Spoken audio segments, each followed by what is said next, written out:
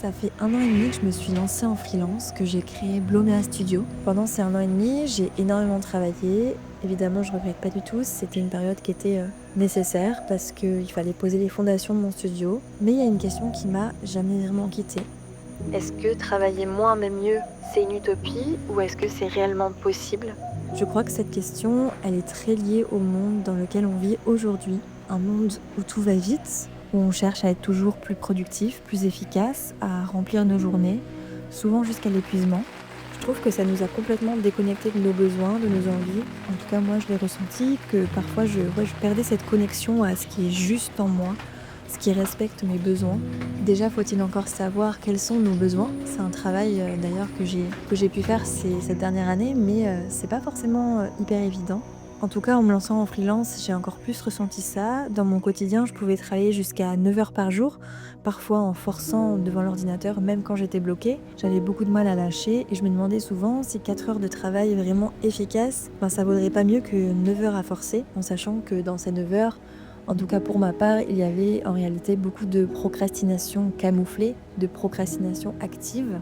En faisant un petit peu le bilan de cette dernière année de freelance, je me suis rappelé que Blomea Studio, je l'ai toujours vu comme un outil de liberté. La liberté de créer mon propre rythme, la liberté d'écouter mes besoins, la liberté de pouvoir travailler ailleurs. Et en fait, j'ai ressenti le besoin de récolter les fruits de tout ça, parce que finalement, pendant cette dernière année, effectivement, vu que j'étais concentrée à poser les fondations, et c'est bien normal, je n'ai pas encore pu profiter en fait pleinement de la liberté que m'offre ce statut. Et j'ai senti qu'il était temps. Alors je suis partie. Je suis actuellement en Indonésie pour explorer une autre manière de travailler, un autre rythme, dans un autre environnement. J'ai envie d'observer ce que ça change en moi, que ce soit dans mon énergie, dans ma créativité, dans ma manière de travailler. Et j'ai envie de documenter cette exploration dans une série de vidéos. Je vois un petit peu ça comme une enquête personnelle et professionnelle autour du travail créatif. Je vais juste me concentrer évidemment sur mon expérience à moi, mes ressentis, voir si je peux explorer d'autres rythmes de travail, d'autres façons de recharger ma créativité. J'espère que ces vidéos vous plairont. Je vous laisse avec la suite.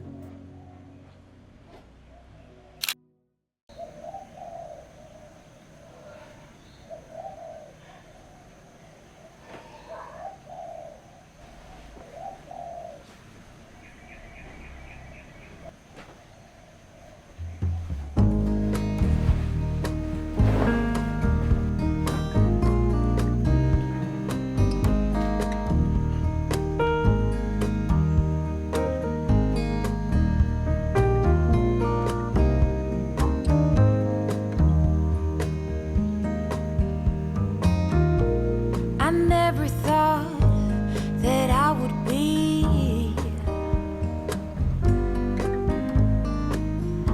the one who turned you down and you disagree. We've been on and off, you were never mine to keep.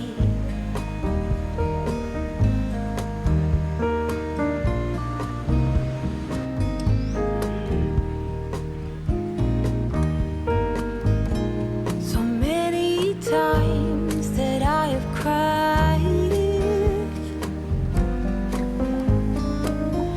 when you left me without even saying goodbye. I was longing for you to say you love me back. Yes, I fell in love with you and tried my best to make you love me. And now that you say you want me, oh, my answer's no.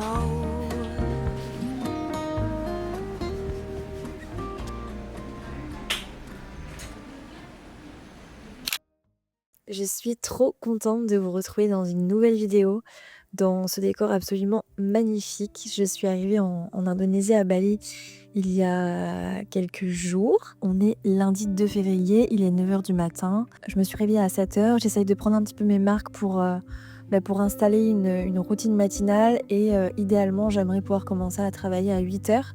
Donc là, je suis un petit peu en retard sur ce que je m'étais prévu, mais c'est pas grave.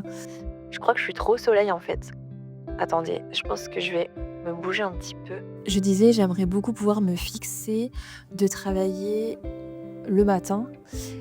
Donc en fait, d'avoir vraiment les matinées focus travail et l'après-midi d'avoir du temps de recharge. Je vais essayer de tester ce rythme-là, ça se trouve ça va pas aller, c'est peut-être mieux de travailler l'après-midi, je sais pas, mais en tout cas le matin, étant donné que moi il est actuellement 9h du matin, vous il est 2 ou 3h du matin en France, du coup il y a un peu cette sensation agréable d'être en avance et en fait de commencer un travail en avance sur sa journée par rapport à mes clients qui sont principalement situés en France. L'idée c'est pas de travailler toute la journée, c'est d'essayer d'avoir des temps productifs qui sont certes plus courts mais qui sont beaucoup plus qualitatifs et de voir si c'est possible du coup d'éviter un peu cette procrastination active qui fait que tu te rajoutes plein d'heures de travail au final dans la journée mais qui sont pas vraiment efficaces. Donc voilà, je vais essayer d'expérimenter ça, je vous tiens au courant si ça fonctionne ou pas.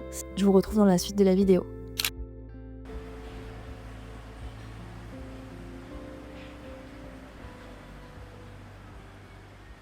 Bon, du coup, je me suis mise à l'intérieur pour bosser parce qu'il fait vraiment trop chaud. Là, je pense que je vais essayer de me mettre un chrono pour me focus tâche par tâche sur ce que je dois faire ce matin. Je dois d'abord finaliser les fichiers impression des cartes de visite pour ma cliente Kenza. Il faut également que je fasse des exports de logos pour un autre client qui est une marque de prêt-à-porter sri-lankaise. Et troisième mission qui est donc la plus grosse et celle qui va me prendre le plus de temps, qui va certainement prendre d'ailleurs plusieurs prochains jours. Je commence une nouvelle identité visuelle pour Laura qui a fondé Planète Maya. Pour vous expliquer un petit peu ce projet, Laura, donc, qui a créé Planète Maya, elle propose des ateliers d'écriture et de focusing individuels ou collectifs qui vont faciliter la connexion à soi et à ses ressentis. L'idée, c'est d'accompagner des personnes pour les aider à apporter du changement dans leur vie et d'aller vers plus de liberté, d'alignement, de conscience. Rien que son nom déjà est hyper intéressant parce que planète, c'est ce qui va symboliser le voyage, l'exploration sous toutes ses formes, qu'elles soient intérieures ou extérieures. Et Maya, c'est la déesse de la croissance et du printemps. Donc il y a cette idée de renaissance, d'épanouissement intérieur, de toute la beauté en fait qu'on va découvrir en soi quand on